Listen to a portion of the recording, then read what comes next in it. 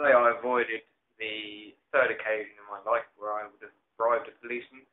I was stopped in a taxi because the tax disc was slightly out of date by 4 days it was, and the policeman refused us to go anywhere.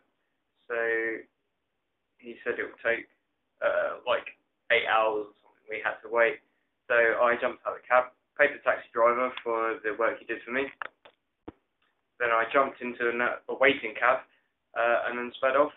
And then the policeman, he stopped us the first time, was pretty annoyed.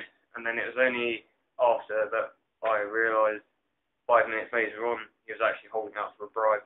But on this occasion he got fuck all from me, which is only a good thing, really, thinking about it. Fucking police out here. More like cowboys.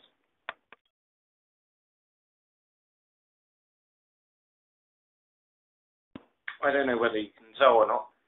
You probably can't, but I haven't actually shaved for 7 days, and I've grown a somewhat shit beard. As such, this is the last evening that I'm going to have with it, and I'm going to shave it off because I, in fact, look like a complete tosser, as you can see.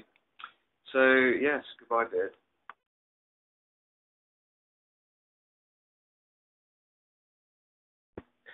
Today I had a run-in with the law. In my defence, all I have to say is, it's not my fault if their post boxes look like bins now, is it? Fucking Lebanese.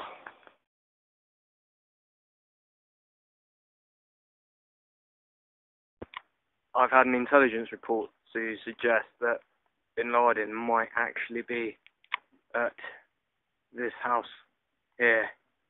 I'm now going to wait till about 4 o'clock when I shall be RVing with Bin Laden's stylist to disclose and exchange any information that he might have on OBL for hard cash and a packet of Cheetos.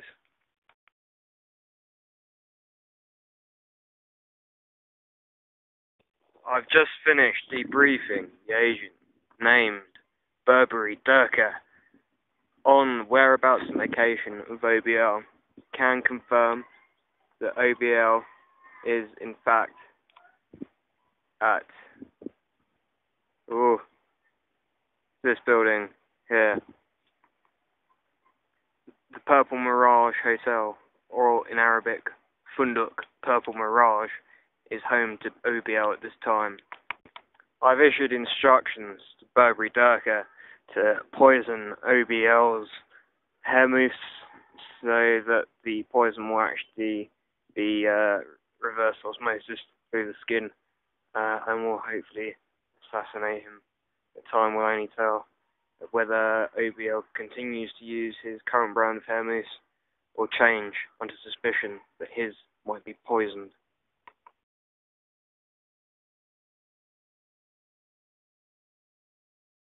So I've retired to my room after an easy evening in Bishari, mainly because it doesn't actually have anything except for a shop where I found a Priya 2005 from the Kasara wineries, which I had previously visited, except I only had one problem, and that is I didn't actually bring a corkscrew with me, so in time old fashion I used my Leatherman to push the cork into the bottle, and then I had to decant it into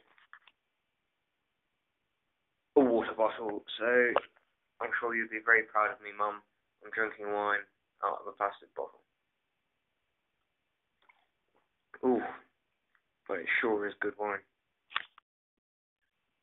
The last time I was actually at a wine tasting was in Hungary, and drawing from those experiences, I stuck to just the 12 measures of wine, which equates to like 2 full glasses. Because I'm sure that Lizzie in particular will remember how drunk I actually got on that occasion. But I wasn't actually that drunk. I think I was ill, which was more the reason why I tried to temper to an American for like $10,000 ago. But now I realise I am actually rambling to myself, which again she protests.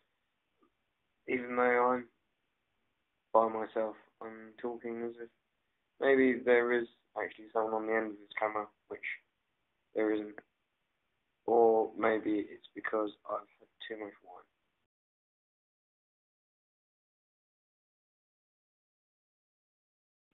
This may be a strange sight to you, but I've actually come from the dusty foothills, as you can tell from my turban, and I'm now on the Kadisha Valley bottom floor. So that noise that you can hear is actually reminiscent of the rainforest and not a sandy desert. So,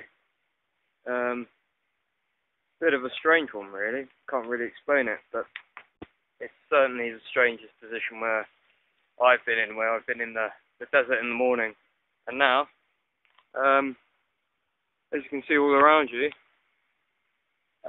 pretty much a dense rainforest. So, quite an interesting experience today.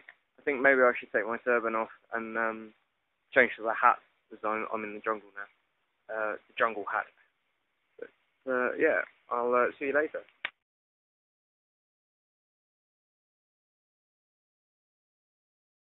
Here I am, now back in Jordan. This is the night before the crossing into Israel. Spent yesterday going from Lebanon all the way to Jordan, which is an 18-hour journey, not for the faint-hearted, but I made it. And there's only one slight problem, and that's why you actually haven't seen me yet. And the problem is that in preparing to look my best for the crossing, which will take me a few hours because I have a Syrian and Lebanese stamps in my passport, I went to go and get a haircut. And the problem is that now I've had to have a soldier's haircut. This isn't actually going to help me or, cross the border any quicker. So I'm wondering what I should do. I think maybe I might have to wear a hat. Because, as we all know, the last thing that you want to do when you're trying to cross a very jumpy border is look like a foreign soldier. So I'm now going to do everything possible to make me look best soldiery, which is to wear a Hard Rock Cafe t-shirt, Beirut. No, just kidding. I don't know what I'm going to do. I might wear a hat. Or my turban. That would help.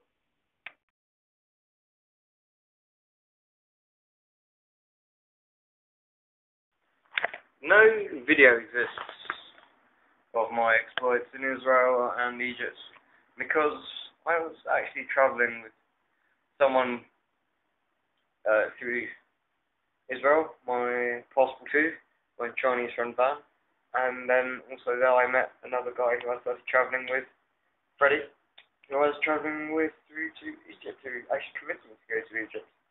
As some of you know, I was not actually going. I'm now back in Jordan after my flight from Cairo, which now means that tomorrow I go home back to London.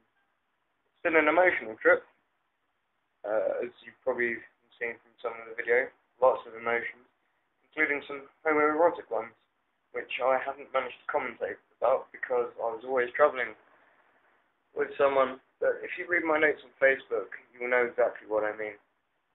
I've learned a lot of things, a lot indeed, but I can best surmise it and always be careful. Let me give you an example from today.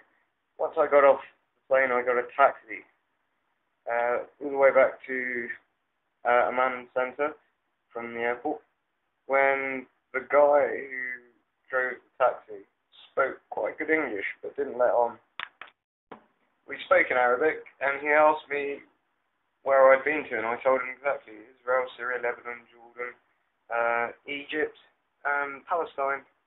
And he said, he asked me where I was from. I told him I was English, which he said he was from Al Qaeda, which made me quite scared. And then he asked me if I went to Israel because I had any Jewish family, at which point I laughed it off and said to him in Arabic, why would a Jewish person know Arabic? At which point he replied with, you might be in Mossad. And then he asked me which hotel I wanted to stay in. So this got me quite scared. So instead of being dropped off at the hotel, I got him to drop me off at the Arrow Bank and I walked. So it just goes to show, no matter how far you get to the end of whatever you're doing, I think it always pays to be conscious of your surroundings. But check out my complete video and have a look at the Facebook notes. I'm sure those of you know me will enjoy some of the ramblings that I put on them. Thank you and goodbye.